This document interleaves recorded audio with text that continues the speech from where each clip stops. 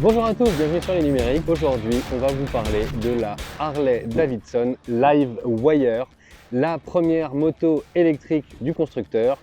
Et on peut même dire la première moto électrique construite en série par un grand constructeur. Alors avant toute chose, avant de continuer, évidemment, on n'est pas un magazine moto, donc c'est une prise en main, une très rapide découverte. Donc nous, voilà, on va surtout un peu vous donner notre premier ressenti autour de cette bécane, pour le moins surprenante. Cette Harley-Davidson LiveWire se singularise par une batterie de 15,5 kWh, ce qui lui confère une autonomie allant de 170 km à 200 km.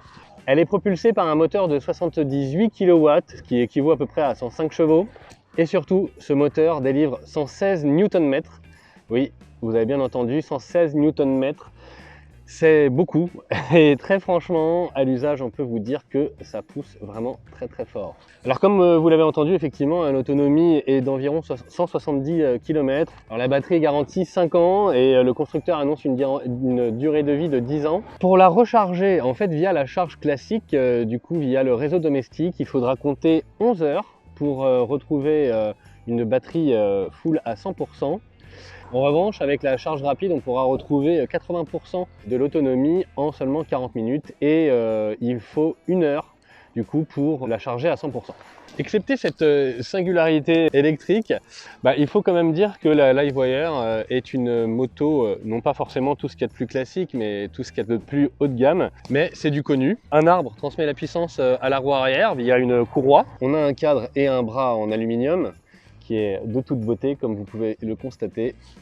La fourche Showa de 43 mm est réglable, ainsi que l'amortisseur arrière bien sûr qui est aussi un Showa et qui est réglable en contrainte et pré-contrainte. Pour l'occasion, Michelin a développé des pneus spécifiquement du coup pour la LiveWire. Pour le freinage, on trouve des étriers Brembo à 4 pistons qui s'avèrent extrêmement efficaces. Et sinon bien sûr aussi on retrouve un tas d'aides à la conduite avec l'ABS, le traction control, un anti-wheeling, anti-patinage, enfin bon, tout ce que vous voulez. La clé est à transpondeur. Mais surtout aussi, ce qui fait une des particularités de cette moto, c'est son écran tactile TFT. Alors attention, il est tactile exclusivement lorsque la béquille est déployée. On peut facilement naviguer dans les menus. Et en roulant, il faut passer par un petit joystick pour accéder aux différents modes de conduite. Donc tous ces différents modes, en fait, il y en a 4 plus 3 personnalisables. On a un mode pluie, un mode éco, un mode normal et un mode sport. Et on a donc du coup 3 autres modes dans lesquels on va pouvoir régler la puissance du moteur, la réponse à l'accélérateur et la régénération d'énergie.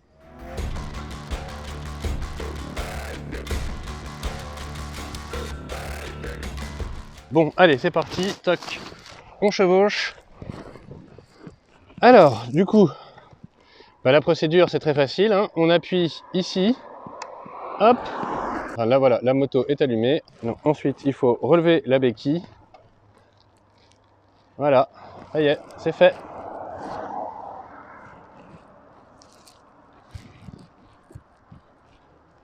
Alors. Et voilà,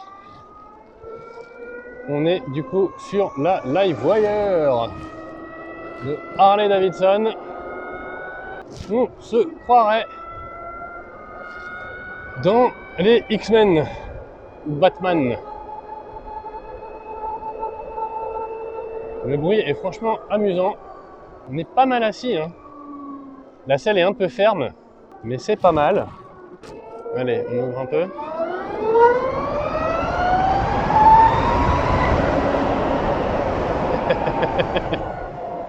Franchement, ça marche, hein. Je vous le dis, les amis, ça marche du tonnerre.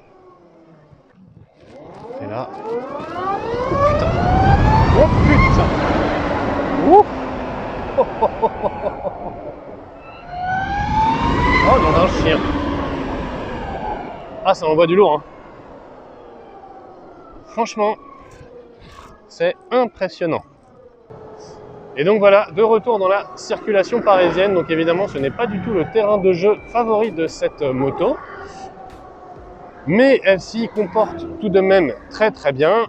Un autre point que je voulais dire sur la position de conduite, pour moi le guidon est un peu trop large, un peu trop à plat. Ce qui fait que en fait, j'ai les poignets très légèrement cassés vers l'intérieur. Et du coup, voilà, moi ça me fatigue, ça me fait un peu mal ici. Et on n'est pas du tout dans une position aérodynamique, ce qui fait que dès qu'on dépasse les 90-100 km/h, on prend un peu tout le vent dans la poitrine. C'est marrant, les gens, comment tout le monde est intrigué.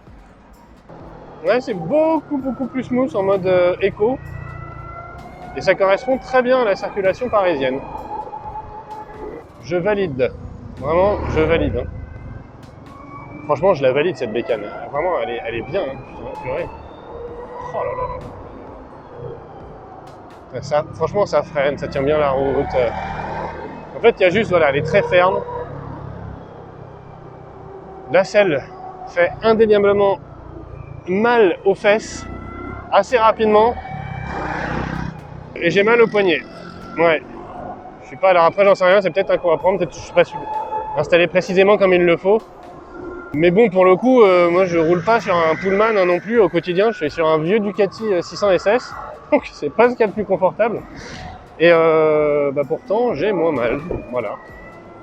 Sinon, pour le reste, c'est un quasi sans faute. Il y a un tout petit peu trop de boutons à droite et à gauche ici. J'avoue que quand je dois actionner quelque chose, ça me perturbe un peu. Après, encore une fois, je l'ai vraiment pas eu longtemps la moto. C'est juste voilà mon premier ressenti. Comme on vous le disait, hein, c'est une découverte simplement. Mais alors purée, quelle découverte!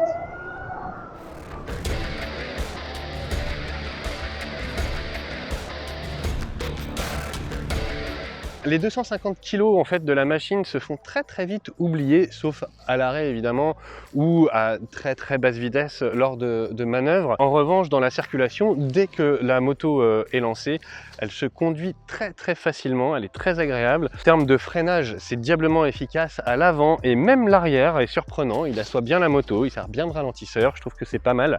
Comme vous le savez, sur les motos électriques, parfois il y a une granularité dans la réponse à l'accélérateur qui peut être un peu déstabilisante.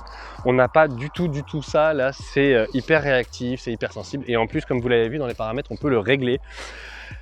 On peut régler des tas de choses d'ailleurs. On peut appairer son smartphone. Pour ça, il faut télécharger l'application dédiée à Harley-Davidson. L'interface est facile d'utilisation. On s'y repère, on s'y retrouve très facilement. Il est très facile de naviguer dans les menus. Il est aussi très facile de trouver le mode de conduite adéquat. Très franchement, voilà, pour un usage, quand on veut être très cool, le mode éco suffit largement. Quand on est dans un usage quotidien, un usage normal, le mode route est aussi excellemment suffisant. Et puis quand on a vraiment envie d'avoir un peu plus de watts, on passe en mode sport. Et vraiment c'est diabolique, hein. On a un 0 à 100 atteint en 3 secondes, je crois le 100-130 en 4 secondes. Enfin ça envoie quand même vraiment du lourd, ça pousse. Par contre, évidemment, là c'est bon, c'est chiant, c'est dommage. Certains diront que c'est largement suffisant. La vitesse maximale de la moto est bridée à 177 km/h. Alors il va de soi évidemment qu'à 130 km/h sur l'autoroute, vous ne tiendrez pas les 170 km annoncés.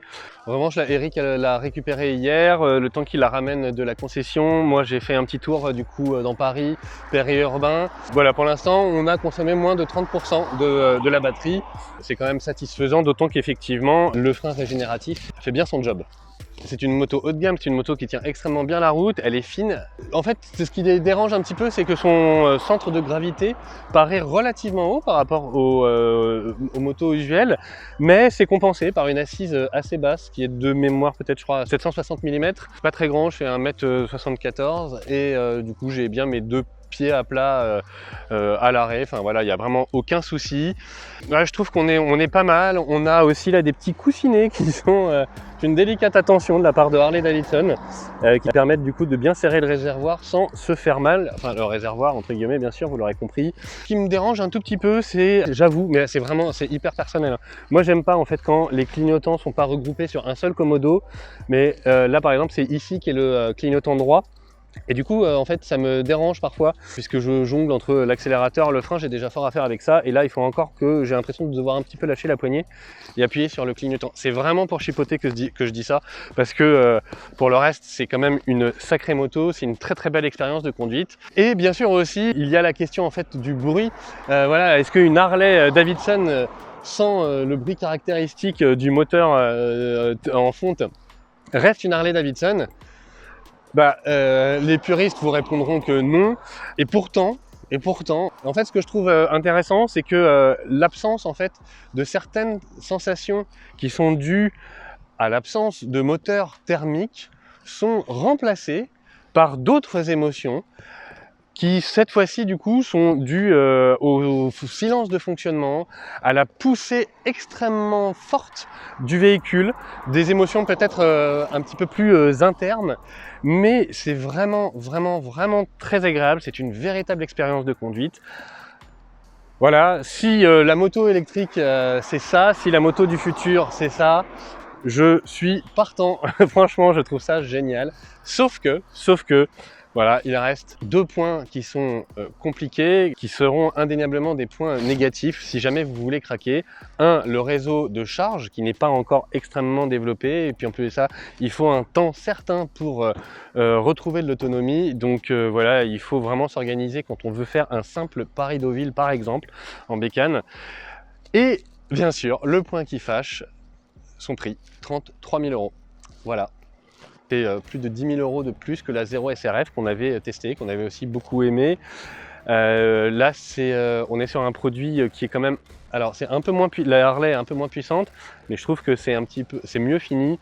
Le châssis est plus rigide. Bon, et puis voilà, on roule en Harley. Mais par contre, voilà, 33 000 €. Certains collègues me demandaient ce qu'on pouvait avoir pour 30 000 € en termes de moto plus classique. Il y en a tellement. Donc voilà, moi je vais pas du tout répondre sur la partie financière parce que ça c'est à chacun de faire son choix. Est-ce qu'elle les vaut? C'est un produit tellement unique sur le marché que c'est extrêmement difficile de répondre de façon tranchée. La seule chose que je peux vous dire, c'est que elle est géniale. Voilà, désolé, on a peut-être été un petit peu long. N'hésitez pas si vous avez des questions à les poser en commentaire de la vidéo. Eric aussi va bientôt publier son dossier autour de cette bécane qui sera bien plus complet, plus fourni.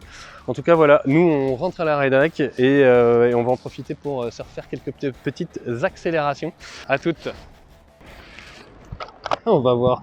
On est dans le temple de la Harley, un des temples de la Harley à Paris. On va voir ce que les mecs vont nous dire. Salut, bonjour. Pas la peine de venir te garer avec une merde devant ma boutique. Bonjour, c'est exactement pour ça que je viens. Pas de problème pour faire partie d'un club. Par contre, faire partie d'un club de Harley, c'est plus compliqué.